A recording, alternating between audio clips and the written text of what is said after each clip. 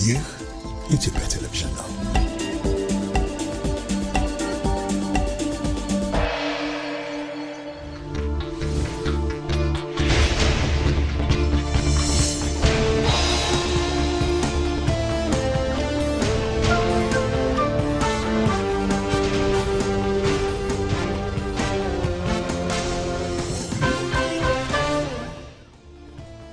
ተናስተልን ሰላም የተወደዳችሁ በያላችሁበት እንደምን ቆያችሁ። አንድ ሰዓት ነው እዚህ አዲስ አበባ ከሚገኘው የኢቢሲ ዋናው ስቱዲዮ በቀጥታ ስርጭት የምትከታተሉት የዛሬ አርብ ምሽት ቲቪ ዜና 57 አሁን ይጀምራል። አበይት ነጥቦችና ሰባተኛው ጠቅላላ ምርጫ የኢትዮጵያን ከውስጥ የሚመነጭ ዲሞክራሲያዊ ፍላጎት ያሳያል።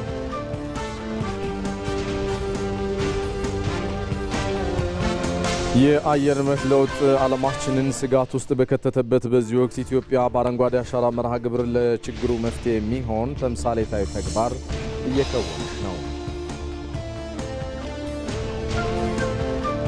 የአሜሪካ የተወካዮች ምክር ቤት ለዩክሬን እርዳታ የሚሰጥና በሩሲያ ላይ አዳዲስ ማዕቀቦችን በአንጻሩ የሚጥል የሕግ ረቂቅ አጸደቀ የሚለውን ደግሞ ከውጭ ዘና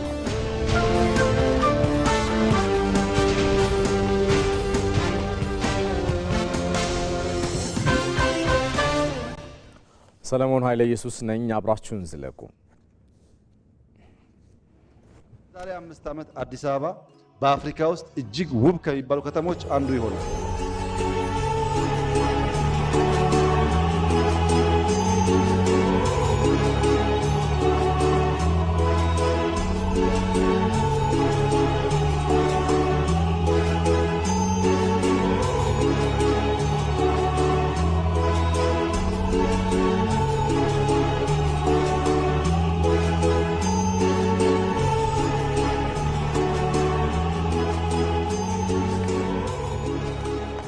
በቅድሚያም የአዲስ አበባ የወንዝ ዳርቻ ልማት የወንዝ ዳርቻዎችን ከማስዋብ ያለፈ ፋይዳ የያዘ ፕሮጀክት ነው አሉ ጠቅላይ ሚኒስትር አብይ አህመድ። ከእንጦጦ እስከ ፒኮክ እንደዚሁም ከእንጦጦ እስከ ቀበና ባለው መስመር ውስጥ የሚከናወነው መጠነ ሰፊ የከተማ መልሶ ማልማት ከወንዞች ባሻገር እስከ 50 ሜትር የሚዘልቅ ሲሆን የአረንጓዴ ኮሪደሮችን፣ የህዝብ መሰብሰቢያ ቦታዎችን፣ የእግረኛ መንገዶችን፣ የመዝናኛ ስፍራዎችንና የንግድ ቦታዎችን ያካተተ ሲሆን ከተማዋንም በእጅጉ የቀየረ ነው። የፕሮጀክቶችን አስፈላጊነት ልዩ የሚያደርገው ከፍ ያለ ኢኮኖሚያዊና ማህበራዊ ፋይዳው ነው ያሉት ጠቅላይ ሚኒስትር አብይ አህመድ የወንዝ ዳርቻን ገጽታና አገልግሎት ከማሻሻል ባለፈ በግንባታ፣ በኢንጂነሪንግ፣ በመልክዓ ምድር ውበት ግንባታ፣ በሎጂስቲክስ እና በተያዙ ዘርፎች ለብዙ ሰዎች የስራ ዕድል የፈጠሩም ናቸው ብለዋል ጠቅላይ ሚኒስትሩ። የልማቱ ዘላቂነትም እኩል ትኩረት የሚሰጠው ሲሆን ቀደም ሲል መርዛማ ኬሚካሎችና ቆሻሻዎች የሚጣሉባቸው በወንዝ ዳርቻዎች በሚኖሩ ዜጎች የጎርፍ አደጋ ይጋርጡ የነበሩ እነኛ አካባቢዎች አሁን ላይ ወደ አረንጓዴ ጤናማና ለህይወት ምቹ ወደሆነ የከተማ ቦታነት እየተቀየሩ ይገኛሉ። በተመሳሳይ ሁናቴም የንግድና የህዝብ መዝናኛ ቦታዎች ተቀናጅተው መገንባታቸው የአካባቢ ጥበቃና የኢኮኖሚ እድገት ከዚህ ቀደም ከነበረው ያልተናበበ ስራ ተላቀው በጥናትና በጋራ ግብ ተባብረው መስራት እንደሚያስችሉ ማረጋገጫ ስለመሆኑ ማስተዋል ጠቅላይ ሚኒስትሩ ይህ ፈጣን ስራም አዲስ አበባን አረንጓዴ ይበልጥ የተሳሰረች በኢኮኖሚ ንቁና የለውጥ ማዕከል ያደረጋት ከተማ የማድረግ የወደፊት ዕጣ ፈንታዋ ላይ መሰረት የተጣለበት የረጅም ጊዜ ኢንቨስትመንት ስለመሆኑም አንስተዋል።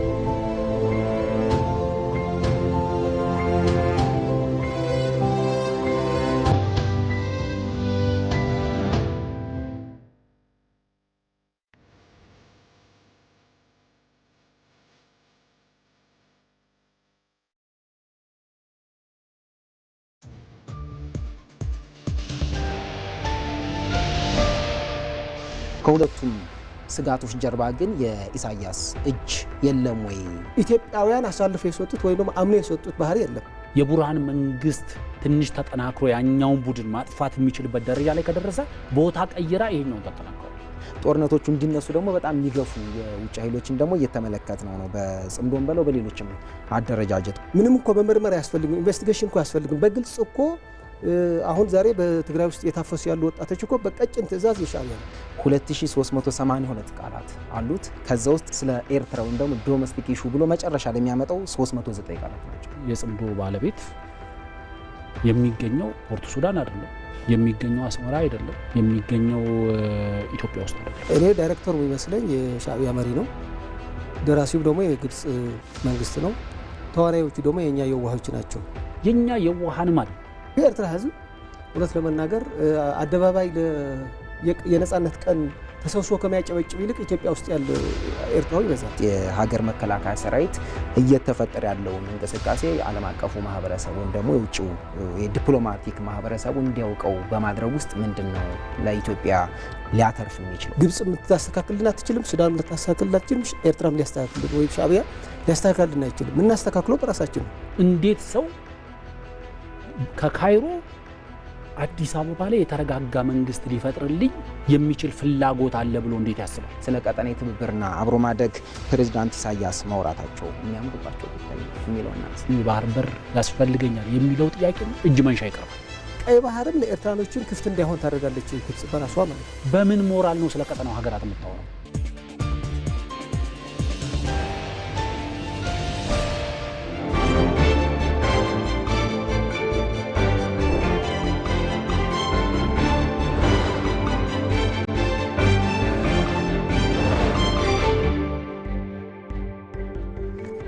ተመልሰናል። የተወደዳችሁ ኢቲቪ ዜና 57ን በያላችሁበት እየተከታተላችሁ ነው። ዘገባዎቻችንም ይቀጥላሉ። ሰባተኛው ጠቅላላ ምርጫ የኢትዮጵያን ከውስጥ የሚመነጭ ዲሞክራሲያዊ ፍላጎት ያሳየ ነው። በምርጫው ዙሪያ የተሰጡ የአፍሪካ ታዛቢዎችና ዓለም አቀፍ አጋሮች ምስክርነትም ኢትዮጵያ ዲሞክራሲያዊ ተቋማቷን በራሷ አቅም ለማጠናከር እያደረገች ያለችውን ጥረት የሚያንጸባርቁ ናቸው። መቅደላይ ደረጀ በኢትዮጵያ የዲሞክራሲያዊ ግንባታ ጉዞ ውስጥ ከውስጥ የሚመነጭ ዲሞክራሲያዊ ሂደት ለሀገር መጽናትና ዘላቂነት ዋነኛው መሰረት ነው። ይህም ማንኛውም ዲሞክራሲያዊ ለውጥና የምርጫ ሂደት ከውጭ ጫና ወይም ከተጽዕኖ ነፃ ሆኖ በዜጎች በተቋማትና በፖለቲካ ተዋናዮች ንቁ ተሳትፎ መመራት እንዳለበት ያመላክታል። የዲሞክራሲ ስርዓት ዘላቂነት ሊኖረው የሚችለው ከህዝብ እውነተኛ ፍላጎትና ከሀገራዊ ተቋማት ጥንካሬ ጋር ሲያያዝ ብቻ ነው። ለዚህም ነው እንደ ሰባተኛው ጠቅላላ ምርጫ ያሉ ታሪካዊ የምርጫ ሁነቶች በህዝብ ሙሉ ተሳትፎ ተካሂደው ውጤታቸውም በህዝብ ዘንድ ተቀባይነት ሲያገኝ የዲሞክራሲ ስርዓት ይበልጥ እየተጠናከረና እየተገነባ እንዲሄድም የሚያስችል ነው። Enhanced voter education. NEBE accredited 169 civil society organizations. የኢትዮጵያ ብሔራዊ ምርጫ ቦርድ በመዘገባቸው የሲቪል ማህበረሰብ ድርጅቶች አማካኝነት በሀገር አቀፍ ደረጃ የመራጮች ትምህርት ተሰጥቷል። በዚህም ወጣቶች፣ ሴቶችና ገጠራማ አካባቢ የሚገኙ ዜጎችና አካል ጉዳተኞችን ተደራሽ ማድረግ ተችሏል። የምርጫውን ሂደት ታማኝነት ለመጠበቅም ብሔራዊ ምርጫ ቦርድ ከመገናኛ ብዙሃን ባለስልጣን ጋር በመተባበር ለፓርቲዎች ፍትሐዊ የሆነ የአየር ሰዓት አመቻችቷል። ይህም ለፓርቲዎችና ለእጩዎች ራሳቸውን እንዲያስተዋውቁ አድርጓል። ብሔራዊ ምርጫ ቦርድ ከፓርቲዎች ከሲቪል ማህበረሰብና ከጸጥታ አካላት ጋር የነበረው ቅንጅት ለምርጫው መሳካት ትልቅ አስተዋጽኦ ነበረው። Its sincere congratulations to the government and the people of Ethiopia for the generally peaceful and orderly conduct of the electoral process, which underscores a shared national commitment to stability, constitutionalism, and democratic progress. የሰባተኛው ጠቅላላ ምርጫ ሂደት አፍሪካውያን በራሳቸው ተቋማትና በራሳቸው አቅም የዲሞክራሲ ሂደቶችን በተሳካ ሁኔታ ማስተዳደር እንደሚችሉ በተግባር ያሳዩበት ታላቅ ምሳሌ ነው። ወትሮም ለአፍሪካ የነጻነት ጎህ በመቅደድ ፈርቀዳጅ የሆነችው ኢትዮጵያ ይህን የምርጫ ሂደት በራሳችን አቅምና መንገድ እንወጣዋለን ስትል የአፍሪካውያን ተቋማትን በይፋ ጠራች። እነሱም በቦታው ተገኝተው ሂደቱን ካስተዋሉ በኋላ የኢትዮጵያን ጠንካራ የውስጥ አቅም የሚያረጋግጥ ምስክርነታቸውን ሰጡ። Today is a day that the people of Ethiopia should be proud. ዛሬ ኢትዮጵያውያን በራሳቸው መኩራት ያለባቸው ቀን ነው። ዛሬ ኢትዮጵያውያን ቅኝ ግዛትን እምቢ ብለው በአንድነት የተስማሙበትን ዳግም የሚያስታውሱበትና በዲሞክራሲያዊና ሰላማዊ መንገድ ምርጫ የመረጡበት ቀን ነው። ኢትዮጵያውያን የተባበሩና በፍጹም በቀኝ ያልተገዙ ናቸው የሚለውን ልትረሱት አይገባም። ታዲያ ይህች ሀገር እንደዚህ ያሉ ታሪኮችን ተጠቅማ በዜጎች መካከል ሰላማዊ ንግግርና ውይይት ማድረግ ይጠበቅባታል። የኢትዮጵያ አንድነት ለመላው አፍሪካውያን ተስፋ ነውና ለአፍሪካዊ ችግሮች አፍሪካዊ መፍትሄዎች ወሳኝ ናቸው ብላ የምታምነው ኢትዮጵያ ሁሉንም አካታች የሆነ አንድነት ያስፈልጋል የምትለው ኢትዮጵያ አሁን ያለውን ትውልድና የሚመጣውን ትውልድ ወደ ሰላምና ብልጽግና የመምራት አቅም እንዳላት አምናለሁ። should take advantage of this moment to move and further deepen political and social dialogue. ይህ የኢትዮጵያ የራሷን የዲሞክራሲ ሂደት በራሷ መንገድ የመገንባት ጥረት በዓለም አቀፍ መድረክም ትልቅ እውቅናን አትርፏል። የአውሮፓ ህብረት አባል ሀገራት ካናዳ፣ ኖርዌይ እና ስዊዘርላንድ በጋራ ባወጡት መግለጫ ለ7ኛው ጠቅላላ ምርጫ ያላቸውን አድናቆት ገልጸዋል። የአውሮፓ ህብረትና አጋር ሀገራት የ7ኛውን ጠቅላላ ምርጫ ሂደት አደነቁ። እነዚህ ዓለም አቀፍ አካላት ለኢትዮጵያ ብሔራዊ ምርጫ ቦርድ፣ ለፖለቲካ ፓርቲዎች፣ ለእጩዎች፣ ለሲቪክ ማህበራትና ለአፍሪካዊ ታዛቢ ተቋማት ምርጫው በሰላምና በስኬት እንዲጠናቀቅ ላበረከቱት ከፍተኛ አስተዋጽኦ ይፋዊ እውቅና የሰጡበት ነው። ምክንያቱም የኢትዮጵያ ምርጫ የፖለቲካ ፓርቲዎች የስልጣን ሽግግር ወይም የፖለቲካ ውድድር መድረክ ብቻ አይደለም። ከዚያ ባለፈ ኢትዮጵያ በዓለም መድረክ ያላትን ተሰሚነት፣ የውስጥ አንድነቷንና ስትራቴጂካዊ ጥቅሞቿን በአስተማማኝ ሁኔታ የምታስጠብቅበት የብሔራዊ ደህንነት ጉዳይ ነው። ይህ በዚህ እንዳለ 7ኛው ጠቅላላ ምርጫ ኢትዮጵያ በንፋስ የምትወዛወዝ ዛፍ ሳትሆን በህዝቦቿ አንድነት ክንድ ላይ የቆመች የዓለት መሰረት ያላት ሀገር ስለመሆኗ ዳግም ያረጋገጠችበት የታሪክ ምዕራፍ ነው። ከምርጫው ማግስት የሚጠበቀው ትልቁ አደራም ይህንን በሚሊዮኖች የተሰጠ የሉዓላዊነትና የጥቅም አደራ በተግባራዊ ልማት በጠንካራ ተቋማዊ አሰራርና በማይደፈር ብሔራዊ ክብር ወደ ላቀ ከፍታ ማሸጋገር ሆኖ ብቻ ይቀጥላል። እድሉ ፈቀደ።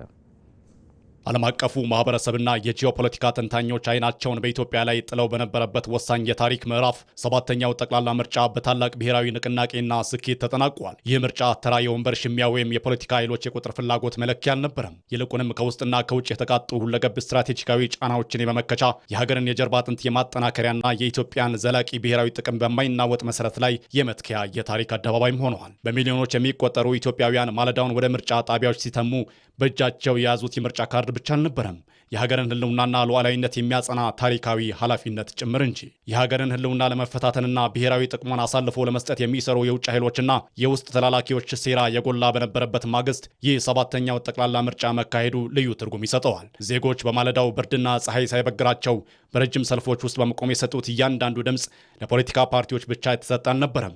ይልቁንም ለሀገር ሉዓላዊነት መከበር፣ ለኢትዮጵያ የማይናወጥ ጽናትና በማንኛውም የውጭ ጣልቃ ገብነት ላይ የተሰጠ ጠንካራ ብሔራዊ ምላሽ ነበር።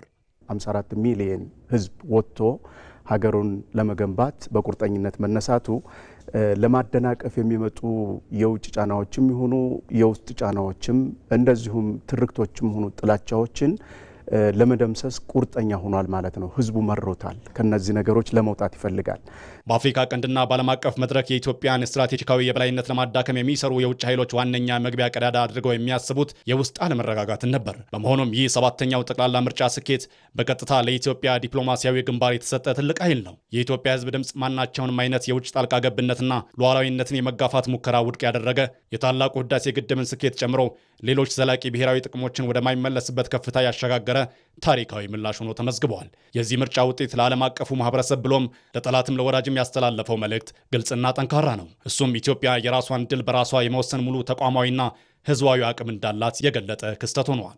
ያደጉ ሀገራት የሚያመጡትን ፕሮፓጋንዳ ሀገራችንን ሊያፈርሱበት አይገባም። ክንዳችንን ልናጠነክር ይገባናል። መስራት የሚገባን ነገር ልንሰራ ይገባናል። አንድነታችንን ልናጠናክር ይገባል የሚለውን ኢትዮጵያውያን ይህን ግንዛቤ በውስጣቸው መያዝ ይጠበቅባቸዋል። ይህም መተግበር ይጠበቅብናል እና አሁን ባለው ሁኔታ በምርጫ ሂደታችን ላይ አሳይተናል።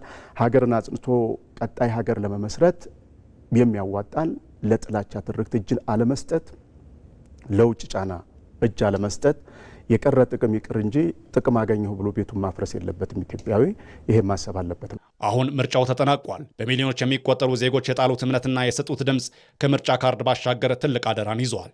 ይህ አደራ ሀገርን በኢኮኖሚ ማሳደግ፣ የህዝብን ደህንነት በአስተማማኝ ሁኔታ መጠበቅና የኢትዮጵያን ታሪካዊና ስትራቴጂካዊ ጥቅሞችን በዓለም አቀፍ መድረክ ማስከበር ነው። የዚህ ምርጫ ትልቁ አሸናፊ የትኛውም ነጠላ ፓርቲ ሳይሆን ሉዓላዊነቷን ያስከበረችውና ብሔራዊ ጥቅሟን ያስጠበቀችው ራሷ ኢትዮጵያ ስለሆነች ሁሉም ተባብረው አንድ ላይ ሆነው የኢትዮጵያ እድገት ማለቂያ የለውም፣ እስከ መጨረሻው ድረስ ማደግ አለበት። ብዙ ችግሮች አሉ። እነዛን ችግሮች ለመቅረፍ ገዢው ፓርቲ ብቻ ወይም የተመረጠው ፓርቲ ብቻ አይደለም ሊሰራ የሚችለው። ሁሉም በነቂስ ከህዝቡ የሚጠበቁ ነገሮች አሉ፣ ከምሁራን የሚጠበቁ አሉ፣ ከወጣቱ የሚጠበቁ አሉ፣ ከተፎካካሪ ፓርቲዎች ሁሉም በአንድነት ይችን ሀገር የመገንባትና የሚኖሩ አጀንዳዎችን በጋራ የጋራ አጀንዳ አድርጎ በመያዝ ሀገሪቱን ማሳደግ ይጠበቅባቸዋል። የምርጫ ካርዶች ተቆጥረው ውጤቶች በይፋ ቢታወቁም ትልቁና ዘላቂው ውጤት ግን በሚሊዮኖች ልብ ውስጥ የታተመው የሀገር ፍቅርና ብሔራዊ ኩራት ነው። 7ኛው ጠቅላላ ምርጫ ኢትዮጵያ በንፋስ የምትወዛወዝ ዛፍ ሳትሆን በህዝቦቿ የአንድነት ክንድ ላይ የቆመች የዓለት መሰረት ያላት ሀገር መሆኗን ዳግም ያረጋገጠበት የታሪክ ምዕራፍ ነው። ከምርጫው ማግስት የሚጠበቀው ትልቁ አደራም ይህንን በሚሊዮኖች የተሰጠ የሉዓላዊነትና የጥቅም አደራ በተግባራዊ ልማት በጠንካራ ተቋማዊ አሰራርና በማይደፈር ብሔራዊ ክብር ወደ ላቀ ከፍታ ማሸጋገር ብቻ ሆኖ ይቀጥላል።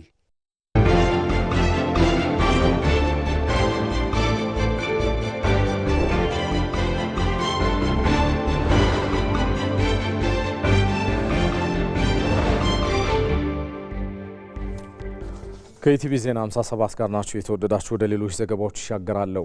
የአየር ንብረት ለውጥ ዓለማችንን ስጋት ውስጥ በከተተበት በዚህ ጊዜ ኢትዮጵያ በአረንጓዴ አሻራ መርሃ ግብር ለችግሩ መፍትሄ የሚሆን ተምሳሌታዊ ተግባር እያከናወነች ነው። የዘንድሮው የዓለም አካባቢ ጥበቃ ቀን ሲከበር ታዲያ ኢትዮጵያ የተፈጥሮ ጥበቃ ስራን ከፖሊሲ ባሻገር በተጨባጭ በመሬት ላይ እየተገበረችም ቀጥላለች። ባየ ሙላት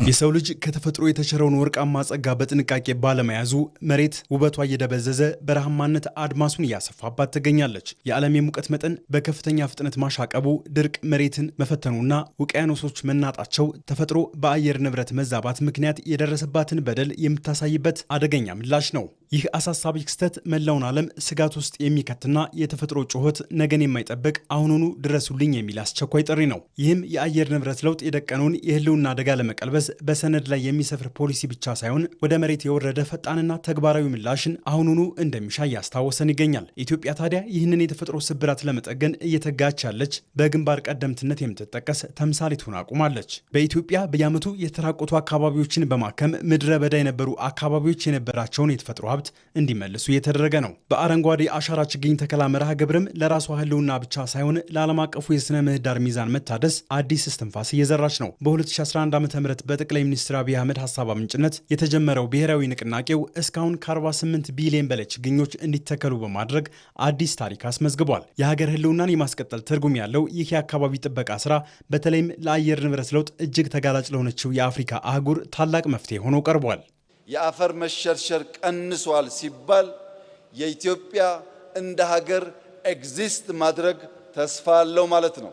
የለማች ተስፋይቱ ምድር ሰዎች የሚሸሿት ሳይሆን የሚመጡባት እንድትሆን የሚያስችል ታላቁ ስራ በተፈጥሮ የተሰጠንን አፈር ከመጠበቅ ይጀምራልና የአፈር መሸርሸር መቀነስ፣ የደን ሽፋን ማደግ፣ የደን መራቆት ምጣኔ መቀነስ፣ የዝናብ መጠን ማደግ፣ የምግብ ማምረት አቅማችን መሻሻል፣ በቡና በሻይ በፍሩት የመጣው ተደምሮ በአፍሪካ ታላቁ ፕራክቲካሊ ለውጥ ያመጣ ስራ ተደርጎ ሊወሰድ ይችላል። ኢትዮጵያ የአካባቢ ብክለትን ለመከላከል ወንዞችን፣ አፈርንና ውሃን ያማከለ የተፈጥሮ እንክብካቤን በተለያዩ ስልቶች እየተገበረች ነው። ብክለትን የሚቀንሱ ጠንካራ የአረንጓዴ ኢኮኖሚ ስልቶች ለአካባቢ ጥበቃ ከፍተኛ አስተዋጽኦ እያበረከቱም ይገኛሉ። በተለይም በታዳሽ ኃይል ልማት ረገድ የተከናወኑ ተግባራት የዚሁ ስትራቴጂ ዋነኛ አካል ናቸው። አረንጓዴ ኤነርጂ በማመንጨት እንግዲህ ተጠቃሽ አገር ነን። በሃይድሮም እንደዚሁ በሌሎች የአረንጓዴ ኤነርጂ ምንጮች በነፋስ በፀሐይ ኃይል ሰፊ ስራ እየሰራን እንገኛለን። ይሄንን በፖሊሲ በህግ በተግባር እየመራን ነው ማለት ነው። ባለፉት ዓመታት ሰፊ ውጤት አስመዝግበናል። በዓለም ደረጃም ሪኮግናይዝ የተደረገ ነው። የኤሌክትሪክ ሞቢሊቲን በማበረታታት የኤሌክትሪክ መኪና የዓለም ሙቀትን ለመቀነስ ካለን አስተዋጽኦ አኳያ ትልቅ ቦታ የሚወስድ ነው። የኢትዮጵያ የአካባቢ ጥበቃ ስትራቴጂ ሌሎች ሀገራት የአየር ንብረት ለውጥን ለመዋጋት ለሚያደርጉት ጥረት በምሳሌነት የሚጠቅሱት መሆኑንም ዓለም አቀፍ ተቋማት ይመሰክራሉ። ኢትዮጵያ ይህንን በጎ ተሞክሯን ለዓለም በማጋራት ለአካባቢ ጥበቃ የድርሻዋን እየተወጣች ትገኛለች። Ethiopia is uniquely equipped for this task. ኢትዮጵያ በተለየ መልኩ ይህንን ትልቅ ተግባር አሳክታለች። በዘላቂ ልማትና የአየር ንብረት ለውጥን ለመከላከል ሊቆጠር የሚችል ውጤትም ነው ያመጣችው። የአረንጓዴ አሻራ መርሃ ግብር በዓለም ካሉ ሀገራዊ የደን ልማቶች ትልቁ ነው። በዚህ መርሃ ግብር ከ48 ቢሊዮን በላይ ችግኞች ተተክለዋል። ኢትዮጵያ ከ95 በመቶ በላይ የሚሆነው የኃይል ምንጯም ታዳሽ ኃይል ነው። የዘንድሮው የዓለም የአካባቢ ጥበቃ ቀን አሁኑኑ ለአየር ንብረት ለውጥ በሚል መሪ ቃል ሲከበር ኢትዮጵያ የተፈጥሮን የድረሱልኝ ጥሪ በፖሊሲ ወረቀቶች ላይ ብቻ ሳይሆን በተግባርና በመሬት ላይ ስትመልስ መቆየቷ ለሀገራችንም ሆነ ለአፍሪካ አህጉር ትልቅ ኩራት ነው። ዜና እረፍት። የፌዴራል ጠቅላይ ፍርድ ቤት ዳኛ ሽመክት አሰፋ ቱጂ ባደረባቸው ህመም ሳቢያ በሕክምና ሲረዱ ቆይተው ግንቦት 27 ቀን 2018 ዓ.ም ከዚህ ዓለም በሞት ተለይተዋል። ዳኛ ሽመክት አሰፋ 33 ዓመታትን በተለያዩ ደረጃ በሚገኙ ፍርድ ቤቶች ሀገራቸውን በታማኝነትና በቅንነት ሲያገለግሉ ቆይተዋል። በአስቸኳይ ጊዜ አዋጅ ወቅት መርማሪ ቦርድ አባል በመሆንና በተለያዩ ሀገራዊ ኮሚቴዎች ውስጥ ተመድበው ኃላፊነታቸውን በከፍተኛ ትጋትና ዲሲፕሊንም ተወጥተዋል። ዳኛ ሽመክት ከቅርብ ጊዜ ወዲህ ባጋጠማቸው የጤና እክል ሳቢያ በሕክምና ሲረዱ ቆይተው በ58 ዓመታቸው በትናንትናው ዕለት ከዚህ ዓለም በሞት ተለይተዋል። የቀብር ስነ ስርዓታቸውም በዛሬው ዕለት በጴጥሮስ ወጳውሎስ ቤተክርስቲያን ተፈጽሟል። ዳኛ ሽመክት ባለትዳርና የ3 ወንድ ልጆች አባት ነበሩ።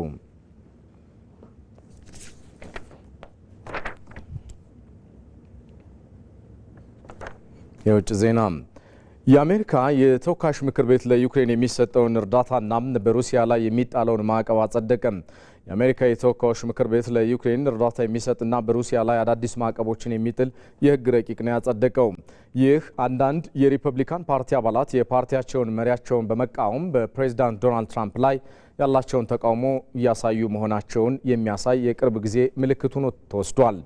ምክር ቤቱ ለወራት ሲጓተት ለቆየው የዩክሬን ድጋፍ አዋጅ 226 ለ195 በሆነ ድምፅ ድጋፍ ነው የሰጠው።